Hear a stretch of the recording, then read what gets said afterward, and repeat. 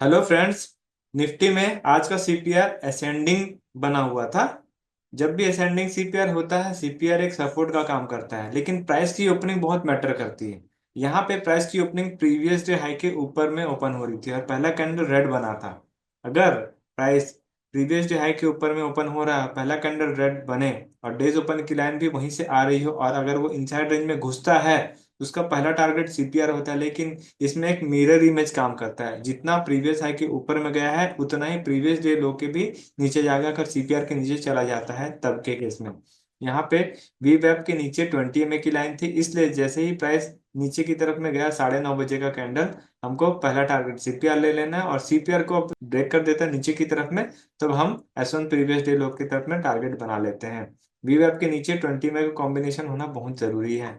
और फिर यहाँ से जब बाउंस होगा ऊपर की तरफ में, तब एक डब्ल्यू पैटर्न में बाउंस होगा, और जब नीचे जाना होगा तो इसका जो लो है 23,128, ये जब नीचे की तरफ में ब्रेक होता है तभी नीचे की तरफ में पोजीशन बनाते। ये जो सडन स्पाइक आया है, इसको कई लोग ले नहीं पाए, ये क्योंकि 5 मिनट के टाइम फ्रेम में एक ही candle R1 previous day high पहुंचा दिया, लेकिन डेज ओपन की लाइन होने की वजह से जब ये डोजी का कैंडल बना और डोजी का लो ब्रेक हुआ, तब फिर नीचे की तरफ में चला गया।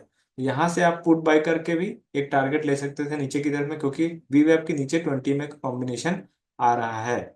अगर यहाँ पे नहीं ले पाए हैं तो भी कोई दिक्कत नहीं है, लेकिन जैसे बी वेब के नीचे 20 में कॉम्बिनेशन सीपीआर से नीचे आया, तब आप एक ट्रेड पंच कर देंगे नीचे की तरफ में, जो कि S1 प्रीवियस डे लो होता है। अगर ये पूरा स्पैक चाहे ऊपर हो चाहे ये नीचे हो, इसको नहीं ले पाए हैं तो कोई दिक्कत नहीं है।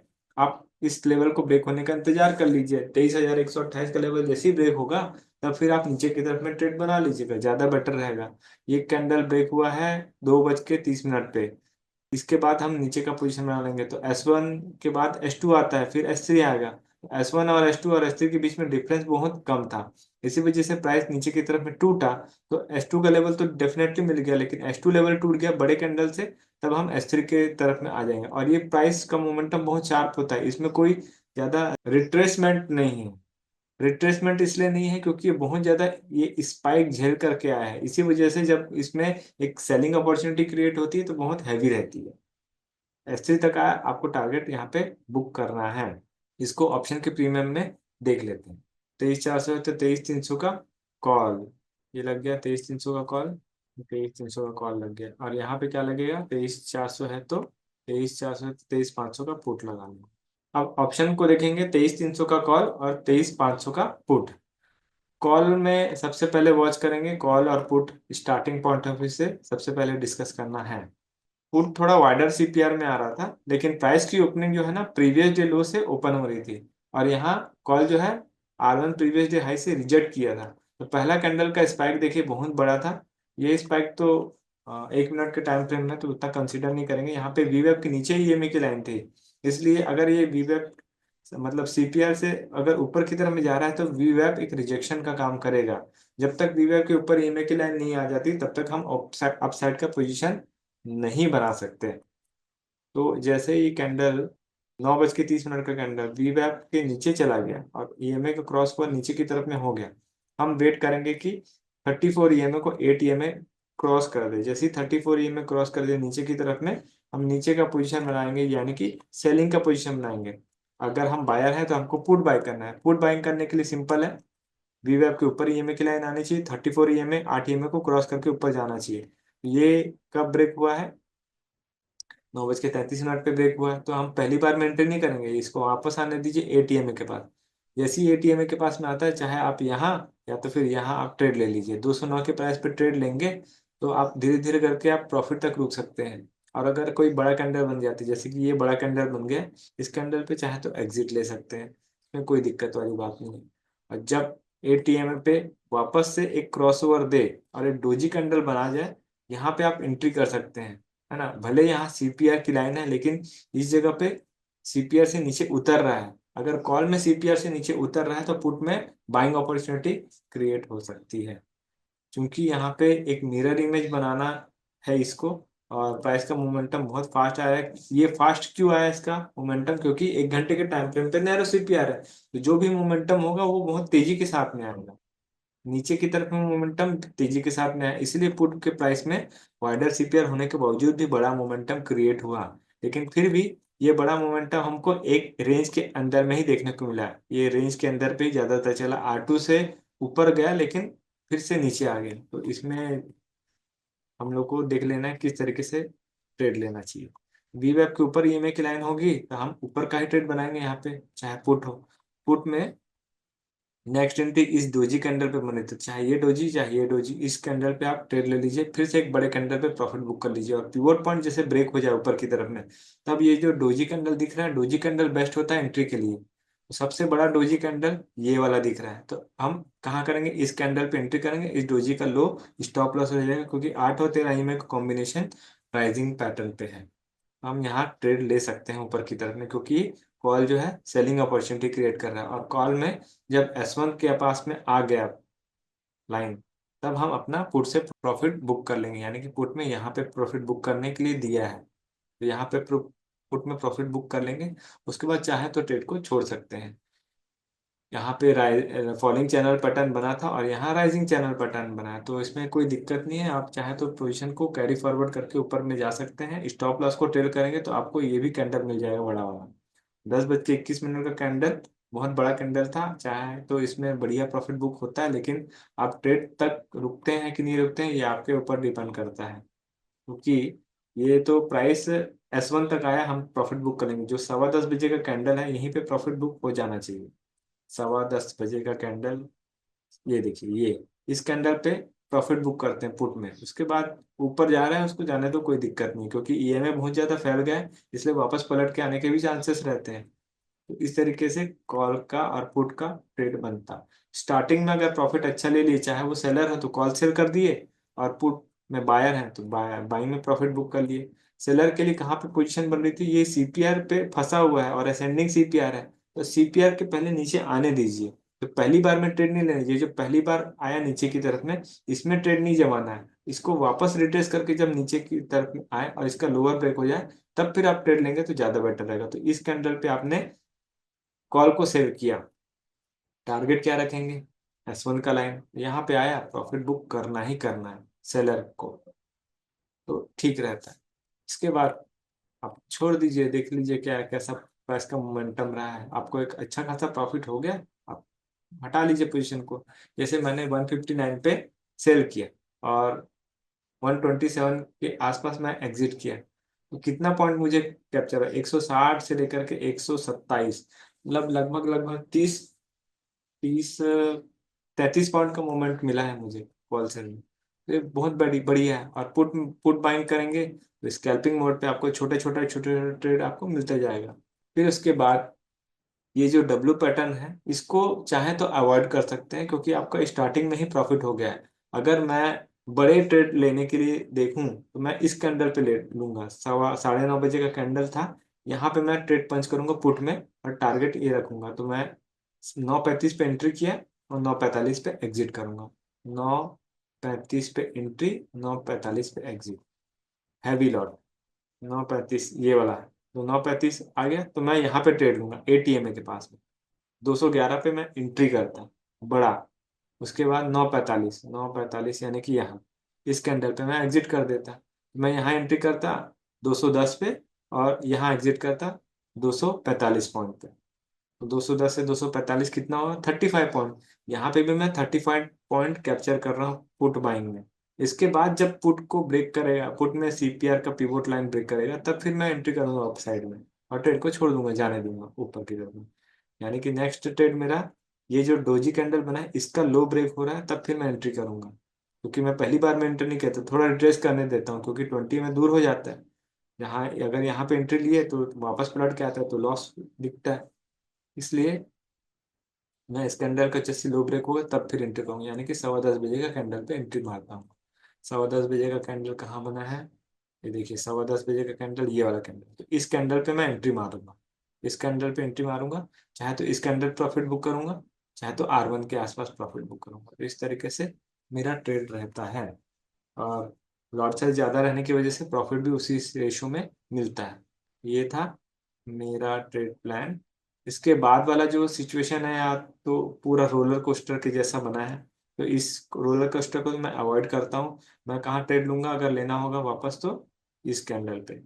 14:30 यानी 2:30 बजे, 2:30 बजे पुट।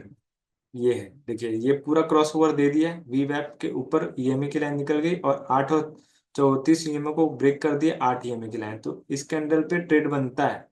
इस कैंडल पे आप ट्रेड बना लो, इस कैंडल पे प्रॉफिट बुक कर लो, ये क्विक क्विक ट्रेड रहेगा।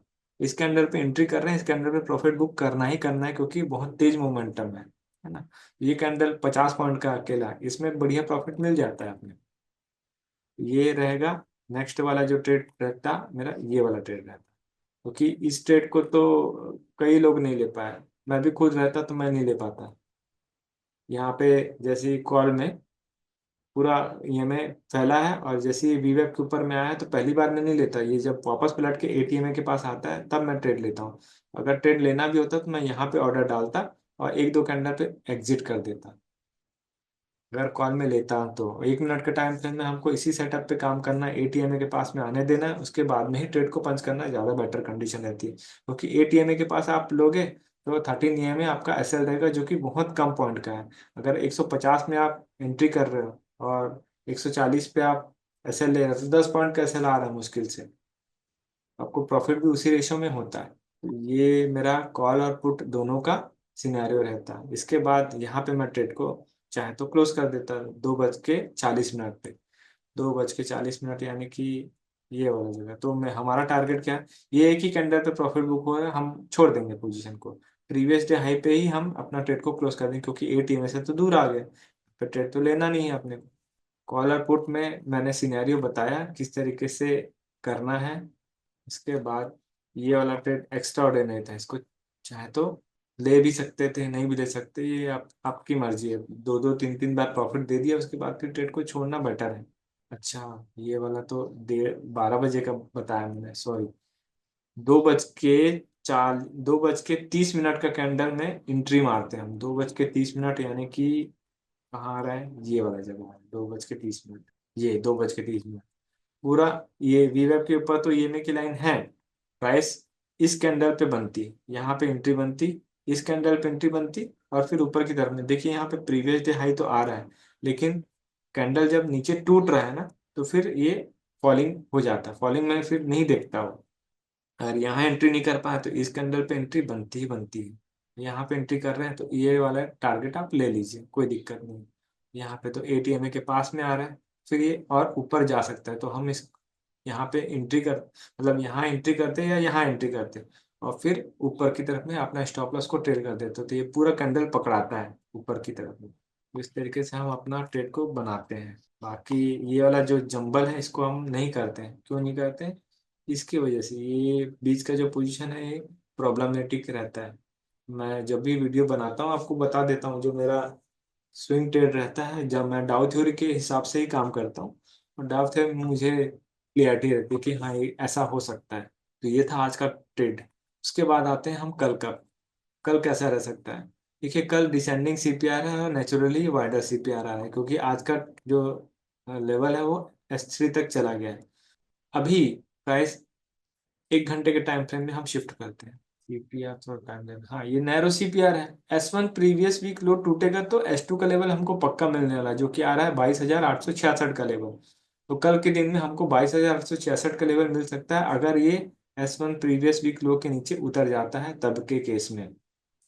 1 डे के टाइम फ्रेम में आते हैं, यहाँ पे आप क्लियरली देख सकते हैं S1 प्रीवियस मंथ लो को ब्रेक कर दिया नीचे की तरफ में, तो इसका नेक्स्ट टारगेट क्या होने वाला है, S2। लेकिन हम इसका 50% पहले बुक करेंगे, जो कि सेम 1 घंटे के टाइम फ्रेम में जो S2 का लेवल है वहां पे हम पहला प्रॉफिट बुक करेंगे, और वहां से भी अगर नीचे टूट जाता है तब फिर हम नेक्स्ट टारगेट लेंगे 22,600 का लेवल। तो क्लियर है, अगर प्राइस नीचे उतरता है तो S1 का लेवल आएगा, 5 मिनट के टाइम फ्रेम पे S1 का लेवल आता है, सीपीआर से अगर रिजेक्शन लेता है S1 पे आ ही जाएगा, और अगर S1 टूटता है नीचे की तरफ में तो धीरे से वो S2 का लेवल हमको मिल सकता है। लेकिन यहाँ पे ना धीरे धीरे करके पोजीशन बुक करिएगा, ज़्यादा बेटर रहेगा। धीरे धीरे इन द सेंस मतलब ट्रेड लेना है, नहीं लेना है ऐसी बात नहीं है, लेकिन आप एटीएमए के आसपास आएगा तभी ट्रेड लेंगे तो ज़्यादा बेटर है। दूर हो जाए तो ट्रेड को अवॉइड कीजिएगा। डिसेंडिंग सीपीआर है, सीपीआर से नीचे उतरेगा, S1 प्रीवियस लो यानी S1 तक तो प्राइस चला ही जाएगा, इसमें नो डाउट। और S1 के नीचे जाता है तब फिर हम S2 का ट्रेड बनाएंगे। S2 का ट्रेड बनाएंगे, और S2 और S3 के बीच में डिस्टेंस ज़्यादा है तो हम यहाँ पे ट्रेड को थोड़ा सा अवॉइड करने की कोशिश करेंगे, क्योंकि इतना बहुत थोड़ा वाइडर सीपीआर है। वाइडर सीपीआर में एक लेवल, एक रेंज के अंदर पे ही ज़्यादा रहने की कोशिश करता है मार्केट। 1 घंटे के टाइम फ्रेम में नैरो सीपीआर है तो हो सकता है बड़ा मोमेंटम आए, लेकिन S2 से ज़्यादा आपको नीचे उतरना नहीं है फिलहाल के लिए। और अगर ऊपर जाता है, सीपीआर से बाउंस होता है ऊपर की तरफ में, तो सीपीआर और R1 के बीच में हमको अपना ट्रेड को क्लोज कर देना है। ये जो दिख रहा है पहला स्विंग, इस स्विंग पे आप हटा लीजिए अपना पोजीशन, जो कि आ रहा है 23,270 के आसपास का। यहाँ तक आप प्रॉफिट बुक कीजिएगा, उसके बाद ट्रेड को छोड़ सकते हैं, क्योंकि डिसेंडिंग सीपीआर है और ऊपर की तरफ जाएगा तो आप बुल कॉल स्प्रेड बनाइए, ज़्यादा बेटर है।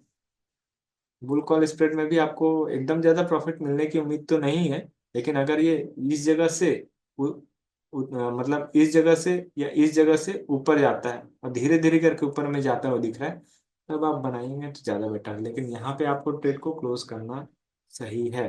अगर यहाँ से रुकेंगे तो फिर से नीचे आ जाएगा। तो इस तरीके से कल का ट्रेड प्लान रहेगा। हम निफ्टी का ऑप्शन भी देख लेते हैं, 22,900 का कॉल देखेंगे।